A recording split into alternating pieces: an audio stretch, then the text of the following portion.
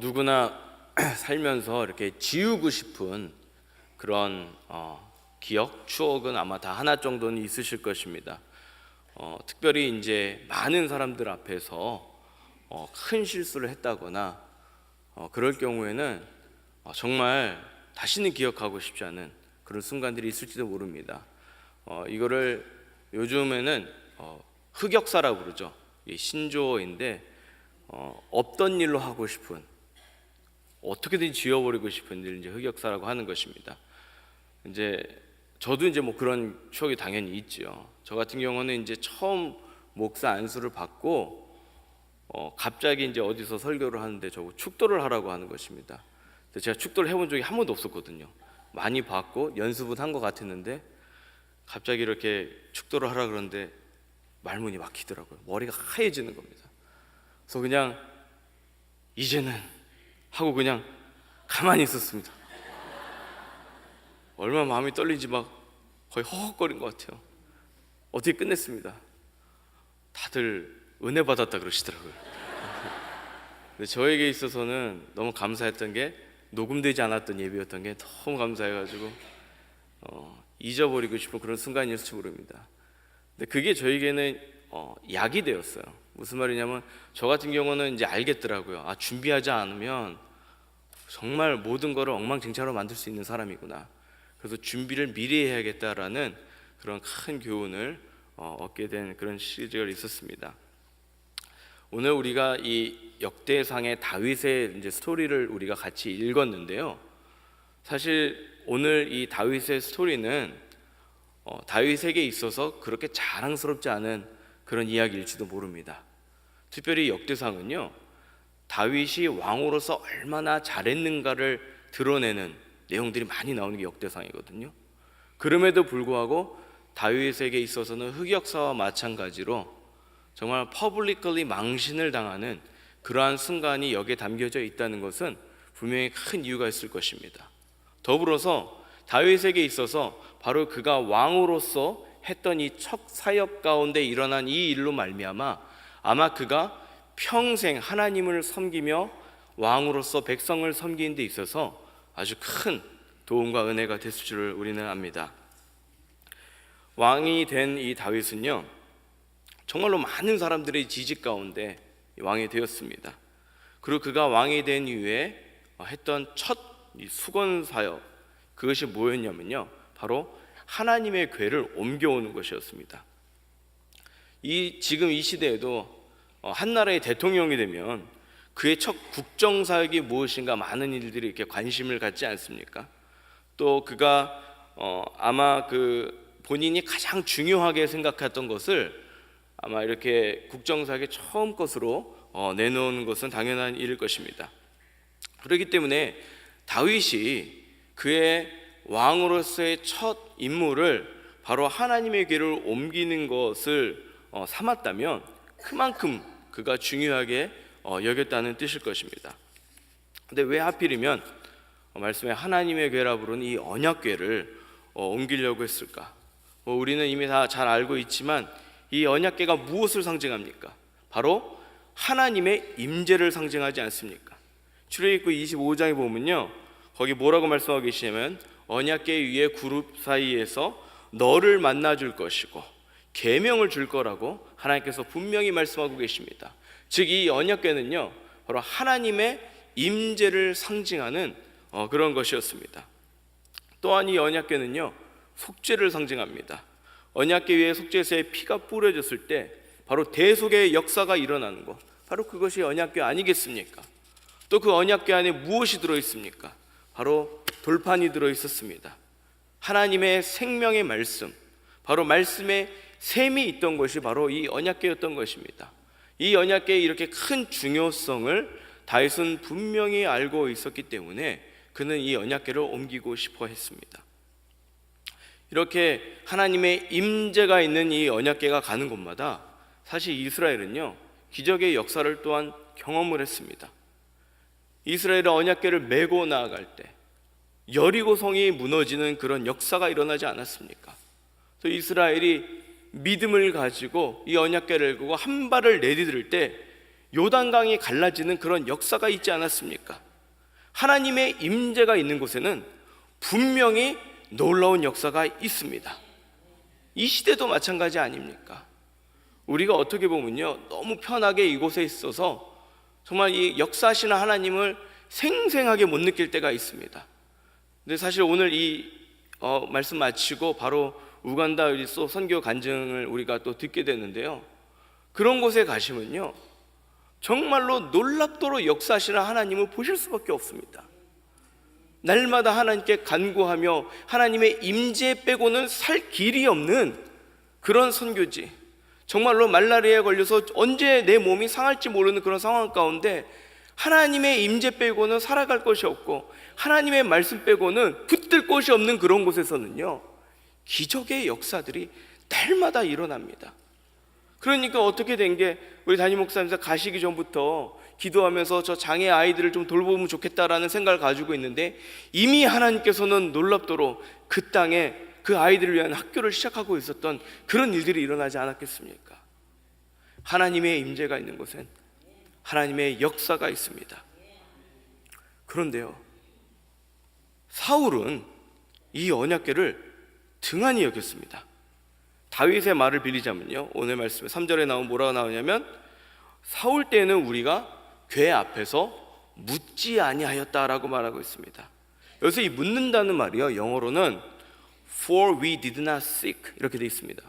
하나님을 구하고 바라고 이러지 않았다는 것입니다. 여기서 이 물었다, 이 seeking God라고 쓰이는 이 묻다라는 이 단어는요, 하나님을 예배하고 경배하는 그런 뜻으로 쓰여진 단어입니다. 즉 사울이 궤 앞에서 묻지 않고 하나님을 바라지 않았다는 것이 무엇입니까? 하나님을 필요한 순간에도 찾지도 않고 구하지도 않고, 즉 예배하지도 않았다는 말인 것입니다. 사울은 그렇게요, 하나님을 찾지도 구하지도 예배하지도 않았습니다. 그랬더니 어떤 일이 일어났습니까? 역대상 12장을 보면요, 여호와의 말씀대로 사울의 나라를 그에게서 돌렸다라고 말하고 있습니다. 영어로 보면 이게 turn했다는 말이에요. 무슨 말이냐? 하나님을 구하지도 않았더니 하나님께서 그 고개를 돌려버리셨다. 이것과 마찬가지입니다. 사울을 바라보지 아니하시고 돌리셔서 다윗을 바라봤다고 하시는 것입니다. 사랑하는 성도 여러분, 하나님께서요 그 얼굴을 우리로부터 돌리시면 끝입니다. 특히 구약에서요, 하나님을 바라보는 자는 복이 있음을 우리는 많은 경우에 봤습니다. 민수기 6장에 보면 여호와는 그 얼굴을 내게로 향하여 두사 평강 주시기를 원하노라 라고 말씀하고 계십니다. 여호와께 간구하고 여호와께 묻는 자들에게는 하나님께서 그 얼굴을 돌리시사 turn하시사 은혜 주시고 복을 주심을 우리는 믿습니다. 하지만 하나님을 구하지도 아니하고 묻지도 아니하는 자에게는 하나님께서는 그 얼굴을 돌려버리신다는 것입니다. 다윗은요 이 사실을 분명히 알고 있었습니다. 그렇기 때문에 사울이 한 모든 것을 리버싱해, 반대로 하려고 합니다. 사울이 그냥 변방 가운데 내버려둔 하나님의 궤를 돌려서 이제는 이 나라의 중심으로 가져오려고 하고요, 또 하나님의 궤 앞에서 묻지 않았던 그런 사울과 반대로 묻고 간구하며 하나님의 궤 앞에서 예배자로 서려고 하는 것이 바로 다윗입니다. 그렇기 때문에 그가 국정의 제 첫 사역으로 하나님의 이 언약궤를 옮겨오고자 하는 것입니다. 사랑하는 성도 여러분, 혹시 하나님이 멀게 느껴지실 때가 있습니까? 왜 하나님이 나에게 아무 응답을 안 하시나 이렇게 생각되실 때가 있으십니까? 하나님을 구하고 간구하고 물으셔야 합니다. 나는 묻지도 아니하면서 어떻게 하나님의 음성을 들을 수 있고, 나는 바라보지 아니하면서 어떻게 하나님의 얼굴을 보겠습니까? 참된 예배자로 주 앞에 서서 간구하지 아니하면서 어떻게 하나님의 임재 가운데 우리가 그분을 만날 수가 있겠습니까? 다윗은 이것을 명확하게 알아야했기에 그는 그의 삶에 있어서 하나님을 구하고 묻고 가기 위해서 이 언약궤를 옮기기 시작하는 것입니다. 말씀을 보니까요 그냥 하지 않았습니다. 많은 계획을 세웠습니다. 그런데요, 이 많은 계획을 세웠는데 강압적으로 하지 않습니다. 사실 왕이잖아요. 왕이면 시킬 수 있는 거예요. 가져와라. 그럼 끝인 겁니다. 하지만 많은 리더들을 모아놓고 또 많은 백성들을 모아놓고 동의를 구하고 그들과 함께 하기를 원합니다. 비록 물어볼 이유도 없지만 그렇게 합니다. 그냥 첫 왕이 돼가지고 미숙해서 그랬을까요? 저는 그렇게 생각이 들지 않습니다. 그 이유는 하나님의 궤를 옮기는 것은 한 사람의 일이 아니었기 때문입니다. 하나님을 바라보고 그에게 묻고 간구하는 것은 한 사람의 잡이 아닌 것이에요. 온 백성이 함께 하나님께 묻고 간구하며 나아가야 되는 것이기 때문에 그는 많은 사람들을 초대해서 함께 나아가는 것이죠. 제가 어렸을 때 생각해 보면요, 그 올림픽하고 이럴 때 많은 사람들이 성화봉송을 같이 했던 기억이 납니다. 제가 기억이 나는 게 제 옆집에 사는 분이 정말 짧은 거리지만 성화봉송을 했던 기억이 나요. 너무 부럽더라고요. 그 집에 가면 이렇게 막 성화 이렇게 막 달려 뭐 이런 것도 막 그려져 있고, 그런데 그렇게 온 국민이 다 함께 성화봉송에 동참했던 이유가 뭡니까? 한 사람이 할 수 있는 거잖아요. 하지만 온 국민들이 함께 하나 되어 하길 원했기 때문에 그랬던 것 아니겠습니까? 지금 다윗은 온 백성이 하나님을 함께 바라보며 간구하며 물어야 될 것이기 때문에 국가적인 행사로 이 모든 일을 준비하는 것이죠. 그렇기 때문에 이 오늘 말씀과 동일한 말씀을 다루는 이 사무엘하 6장을 보면 다윗이 3만 명의 무리를 이렇게 뽑아가지고 이를 준비했음을 보게 됩니다.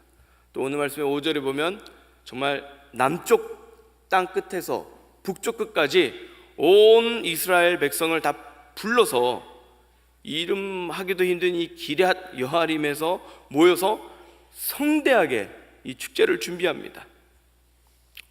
많은 사람들이 모여서 축제를 준비하며 또 이 하나님의 이 궤를 아름답게 운반하기 위해서 또 수레도 또 새로 만듭니다. 그리고 그 수레에 이 하나님의 궤를 실어가지고 우사와 이 아히오가 수레를 몰며 이 아비나답의 집에서 나옵니다. 이 하나님의 궤를 실은 이 수레가 앞으로 쫙 가니까 뒤에서 수많은 사람들이 찬양하며 춤을 추며 하는 모습을 우리는 볼 수가 있습니다. 8절에 보면 이렇게 말합니다. 다윗과 이스라엘의 온 무리는 하나님 앞에서 힘을 다하여 뛰멜며 노래하며 수금과 비파와 소고와 재금과 나팔로 연주하니라 라고 말씀하고 있습니다. 이렇게 기쁜 축제가 벌어지고 있는 이런 가운데 아주 끔찍한 일이 일어납니다. 이 하나님의 궤를 실은 이 수레의 행렬이 기돈의 이 타작 마당에 이르렀을 때 소들이 뛰기 시작하는 거예요. 소들이 뛰니까 그 수레 위에 있던 이 하나님의 궤가 어떻게 됐겠습니까? 흔들흔들 거리더니 지금 떨어지려고 하는 거예요. 급기야는 이 궤가 떨어지려고 하니까 이 깜짝 놀란 우사가 아마 이 반사적으로 아마 손을 내밀었겠죠. 아니 그래도 이 하나님의 궤인데 이게 떨어지면 어떻게 해요? 그래서 손을 뻗어서 아마 붙잡은 것 같습니다. 하지만 손을 뻗어서 그걸 붙잡자마자 어떤 일이 일어납니까? 하나님의 진노로 그 자리에서 죽어요. 하나님께서 몸을 찢어서 이렇게 심판을 하십니다. 한번 생각을 해보십시오. 온 백성이 다 불러 모이고 모든 리더들이 모여서 이제 하나님의 궤로 옮긴다면서 즐거워하며 정말 기뻐하며 성대하게 이 축제를 하고 하나님의 궤를 따라가고 있는 이런 순간에 하나님의 진노로, 그것도 궤를 몰던 사람이 그 자리에서 찢어져 죽는 이런 일이 일어난 것입니다. 이 얼마나 이 큰 경사에 일어나지 않아야 할 일입니까? 게다가 이 죽은 사람이 우사예요. 이 우사를 보면요, 이 우사는 사무엘하를 보면 이 하나님의 예전에 그 하나님의 궤가 이 블레셋 사람들의 손에 넘어가는 일이 있지 않았습니까? 그런데 거기서 보니까 가는 곳마다 이 블레셋 땅에서 각종 재앙이 일어나니까 아주 그냥 쫓아내듯이 하나님의 궤를 갖다가 수레에 매달아서 돌려보냈습니다. 그때 그 수레를, 그 하나님의 괴를 잘 받아서 20년 이상 잘 아끼고 사랑하고 섬긴 게 이 아비나답의 이 가정입니다. 그리고 그 아들이 우사예요. 아니 지금 이 경황이 없는 가운데 어쩌다가 이렇게 잠깐 실수한 뭐 그런 거 아닙니까? 그리고 지금 이 그 선대왕인 이 사울이 그냥 니글렉트하고 그냥 잃어버리고 관심조차 하지 않았던 그 하나님의 괴를 이제 다윗은 좀 뭐 좀 해보겠다고, 하나님 좀 바라보고 하나님께 좀 묻고 예배 좀 드려보겠다고 지금 막 이렇게 옮겨서 좋은 일 하려고 그러는 거잖아요. 하나님 섬기려고 하는 거잖아요. 예배하려고 하는 거잖아요. 그렇게 백성이 하나 돼서 나아가는 그 순간에 굳이 하나님이 찬물 끼얹어 버리는, 그리고 이 성대한 축제를 그냥 송두리째 그냥 이 뿌리 뽑아 버리는 이런 일이 굳이 일어나야겠는가? 저는 그런 생각이 들더라고요. 이렇게 열심히 섬겼는데 20여 년을 하나님을 섬겼는데 그 사랑하는 아들을 그 자그마한 실수로 그냥 친노로 데려가셔야 되나? 아니 이런 생각이 제가 계속 들더라고요. 그렇게 묵상하며 나아갈 때 하나님께서 제 머리를 갖다 탁 치시는 그런 하나님의 마음을 주셨습니다. 사랑하는 성도 여러분, 혹시나 우리가 너무나 모든 것들을 사람 중심적으로 생각하면서 살고 있지는 않은지요? 여러분, 하나님의 괴는요 우리가 쉽게 다룰 수 있는 물건이 아닙니다. 여러분들이 이곳에서 많은 것들을 우리가 쉽게 보고 만질 수 있다는 것으로 이 하나님의 이 괴를 갖다가 마치 우리가 그냥 편안하게 다룰 수 있는 그런 것이 아니라는 거예요. 법궤는요, 이 언약궤는 하나님의 거룩하심 그 자체입니다. 이 언약궤는 하나님께 속해 있는 것이고 구분되어 있는 것인 거예요.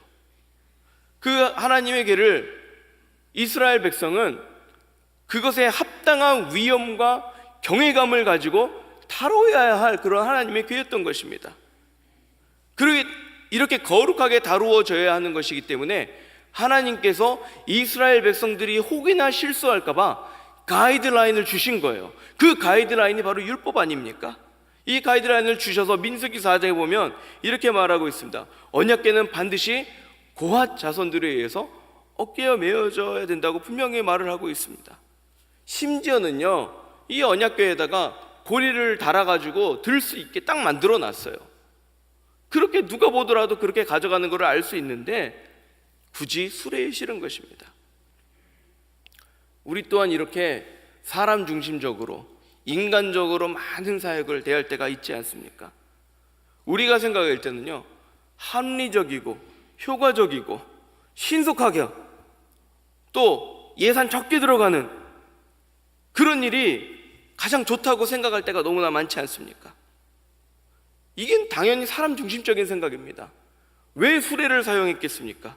수레의 실음은요 가장 빠르고 가장 안전하고 힘도 덜 들고 심지어는 폼도 날 수 있는 그런 누가 보더라도 합리적이고 효과적인 생각 아닙니까? 하지만 이것은 하나님의 방법이 아닙니다. 하나님의 방법은요 내가 생각했을 때 이게 정말로 좋은 사역이다, 내가 생각했을 때 이것이 정말로 너무나 기가 막히는 아이디어인 것 같다라는 것이 아니라 하나님의 방법은 하나님의 말씀대로 하는 것입니다. 하나님의 말씀대로 할 때 그것이 하나님의 방법이 되는 거예요. 내 생각으로는 아무리 옳아 보여도, 내 생각엔 이것이 아무리 정말로 신속하고 정확하게 가는 것처럼 보일지라도 하나님의 말씀대로 하지 않으면 하나님의 방법이 아닌 것입니다. 먼저 묻고 성경 말씀대로 살아가는 것이 바로 하나님의 말씀대로 살아가는 삶인 것입니다. 근데 사울은 그와 정반대로 살아갔습니다. 그 눈에, 그의 소견에 옳은 대로 자기가 군사 전문가니까 자기 생각에 옳은 대로 모든 일을 행하기 시작했고요 하나님의 궤 앞에 묻지 아니하였다라는 그런 증언이 지금 나오고 있는 것입니다. 다윗은 이러기 싫었어요. 다윗은 하나님께 묻는다고, 하나님께 의뢰하며 가겠다고 그러고 지금 하고 있는데 보니까 다윗조차도 틀리지가 않습니다. 다윗도 또한 어떻게 하고 있습니까? 다윗과 그 리더들이 생각하는 가장 자기들이 생각했을 때 학습되어지고 효율적인 방법이라 생각했던 그냥 수레를, 이방인의 방법이고 블레셋의 방법인 그 수레를 아무렇지도 않은 것처럼 그냥 사용하고 있는 거 아닙니까? 나는 하나님의 방법이라고 착각하면서 했는데 실질적으로는 나의 방법대로 지금 행하고 있는 사람 중심적이고 인간 중심적인 그 사역의 모습을 우리가 보게 되는 것입니다. 또한 사랑하는 성도 여러분, 우리가 혹시 너무나 이 죄악에 익숙해진 것은 아닐까요? 하나님의 말씀대로 하지 않는 것은 죄입니다. 하나님이 말씀하셨는데 내 방법대로 하는 것은 죄입니다.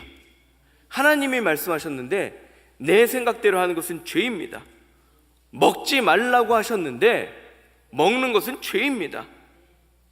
우리가 하나님의 말씀대로 하지 않는 것에 혹이나 너무 익숙해진 것은 아닙니까?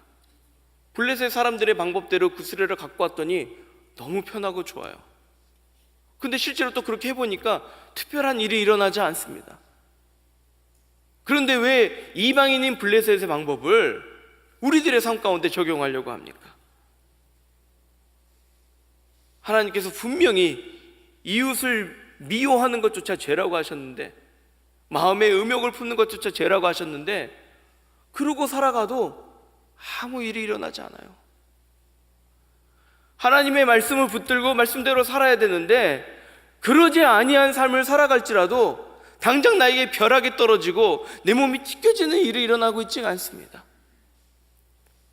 하나님께서 분명히 죄라고 규정하신 것들을 그대로 그냥 살아갈지라도 아무 일도 일어나지 않으니까 어느덧 우리는 하나님의 말씀대로 하지 않는 이 죄에 너무나 익숙해져서 그러고 살고 있는 것이 우리의 삶이 아닌가 한번 생각해 보셔야 하지 않겠습니까? 저는 오늘 이 말씀이요, 특별히 이 하나님의 일을 하는 사람들, 저 같은 이 목회자나 이 교회 리더들, 또 이 예배 드린다고 나오시는 분들에게 이 경종을 울리는 그런 말씀이라고 생각합니다. 혹시 우리도 하나님의 말씀보다 내 생각대로 하는 것, 나의 뜻대로, 나의 고집대로 하는 것에 너무 익숙해져 있지는 않으신가요? 그렇게 열심을 다해서 하나님 교회를 섬긴다고 하시면서 사실은 내 마음에, 내 눈에, 내 소견에 옳은 대로 하고 있지는 않습니까? 내 뜻과 생각에 너무 익숙해져서 어느덧 저 하나님의 거룩한 교회를 손대어도 괜찮을 것이라는 그런 착각에 빠져 있지는 않으십니까? 사랑하는 성도 여러분, 우리는 정말로요, 뼛속부터, 태생부터 죄인입니다. 우리에게는요, 선하고자 하는 의지조차도 없는 그런 타락한 죄인입니다. 이렇게 타락한 저희들이, 이런 죄인들이 어떻게 거룩한 하나님의 궤를 만질 수가 있겠습니까? 어둠으로 가득한 우리가 저 하나님의 찬란한 영광의 광채와 어떻게 함께 있을 수가 있겠습니까? 죄인인 우리가 빛을 만나면 우리는 소멸되어 버려지는 어둠과도 같습니다. 하지만 이 거룩한 하나님의 궤를 만졌을 때 즉시 임하여, 그 진노가 임하여 우리가 찢겨지고 죽어져야 될 우리지만, 그런 우리를 대신하여 예수 그리스도께서 그 하나님의 진노를 대신 받으셔서 나 대신 그 하나님의 거룩하심을 만났을 때 대신 하나님이 찢겨지셨기 때문에 지금 우리가 살아있는 것 아니겠습니까? 지금 웃사가 온 백성들이 받아야 할 진노, 그 모든 것을 결정하고 이루었던 사람은 다윗이잖아요. 다윗이 받아야 할 이 진노를 대신 받아서 찢어지고 죽음으로 인해서 다윗과 온 백성이 회개하고, 나중에 15장에 가면 제대로 하나님의 궤를 가지고 회개하며 가는, 또 다윗이 그가 왕으로서 다시 한번 하나님 앞에 온전히 서게 가는 그런 모습을 우리가 보지 않습니까? 어느덧 우리는요, 죄가 죄인 것도 모르고 죄가 너무 익숙해져서 내 생각과 내 뜻대로 사는 것이 그냥 아무렇지도 않은 듯이 사는 그런 삶에 너무 익숙해져 있는 건 아닌가 모르겠습니다. 또 내 눈에 옳은 방법, 내 눈에 내 사역의 경험으로 봤을 때 이렇게 하는 게 옳아, 이렇게 하는 게 합리적이야, 이렇게 하는 게 예산도 제일 적겠어 라는 사람의 생각으로, 인간 중심적인 사고로 일을 진행하면서 하나님의 뜻과 하나님의 방법이라고 혹이나 착각하고 살아가진 않습니까?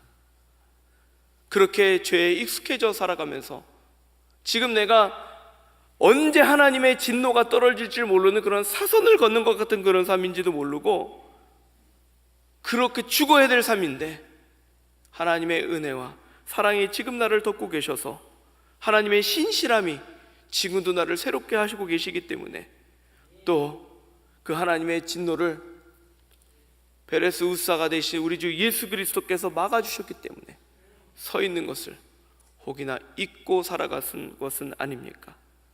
사랑하는 성도 여러분, 오늘 우리가 이 새벽에 나아갈 때요, 정말 이 베레스 우사에서 일어난 이 사건을 보면서 다시 한번 우리도 우리의 영혼 가운데 경종을 울려주시는 하나님의 음성을 들으며 하나님의 말씀대로, 하나님의 방법대로 살아가시는 우리 성도들 되시기를 소원합니다. 정말로 이 죄악 가운데 너무나 그냥 쉽게 젖어버려서 이것이 아무것도 무엇인지 모르고 정말로 이 죄 가운데 살아가는 자가 아니라, 다시 한번 이 죄악된 우리 자가 죽을 수밖에 없는 존재지만 그리스도께서 나 대신 진노를 받으셔서 살았음을 기억하며 감사하며 나아가는 오늘 새벽이 되기를 소원합니다. 우리 함께 이 시간에 이런 하나님을 좀 찬양하며 영광드리며 나아가길 바랍니다. 정말로 이 하나님의 큰 영광 가운데 정말로 다윗이 이 하나님을 하나님으로 섬기고 나아가고자 했습니다. 우리 또한 이 마음이 있기 원합니다. 하나님을 향한 온전한 경배가 있기 원합니다. 하나님의 이 교회 앞에서 하나님의 임재 가운데 그 거룩하심을 찬양한 다윗처럼 우리 또한 그러기 원합니다. 더불어서 나의 생각과 나의 뜻과 이 죄악된 모습이 아니라 하나님의 방법으로 주의 말씀에 순종하며 그분을 섬기며 찬양하는 이 시간 되기 원합니다. 우리 주님 큰 영광 받으소서. 함께 찬양하겠습니다. 주님 큰 영광 받으소서. 받으소서. 영광과 존귀와 능력 받으소서. 받으소서. 모든 영광과 존귀와 능력 받으소서. 받으소서. 받으소서. 영광과 존귀와 능력 주님께만 올려드립니다. 받으소서. 받으소서. 그리스도 살아계신 하나님. 우리 시간 함께 기도하기 원합니다. 오늘 하나님께 주신 말씀을 가지고 우리가 다시 한번 나가기 원합니다. 하나님, 우리가 정말 하나님을 바라고 있습니까? 하나님, 정말 다윗처럼 하나님을 정말 seeking God, 주님께 묻고 바라고 있습니까? 입술로는 그렇게 하나님을 만나고 싶다고 하면서도 하나님께 묻지 아니하는, 하나님의 뜻대로 산다고 하면서도 하나님을 바라보지 않는 그러한 삶을 살고 있지는 않습니까? 하나님, 거룩한 하나님을 우리가 너무 아무것도 아닌 것처럼 혹시나 그렇게 대하고 있지는 않습니까? 하나님의 말씀으로 우리에게 주신 모든 것들을 무시하고 내 생각대로 내 뜻대로 인간의 합리적인 사고라는 이유로 사람의 생각이 하나님을 지배하려고 하고 있지는 않습니까? 하나님, 정말로 죄악 가운데 너무나 익숙해져 버려서 하나님의 말씀대로 하지 않는 그 죄를 아무것도 아닌 것처럼 여기며 그러고 살아가지는 않습니까? 하나님, 이 시간에 우리가 다시 한번 무릎 꿇고 하나님께 영광 올리며 거룩하신 하나님께, 하나님, 우리가 나아가는 이 시간 되기 원합니다. 주를 바라보게 하여 주옵소서. 주를 간구하게 하여 주옵소서. 하나님, 주의 말씀대로 뜻대로 살아가게 하여 주옵소서. 이 시간 한 목소리로 함께 기도하겠습니다. 하나님 주여, 이 시간 하나님 주 앞에 다시 한번 아버지 무릎 꿇으며 회개하며 나아갑니다.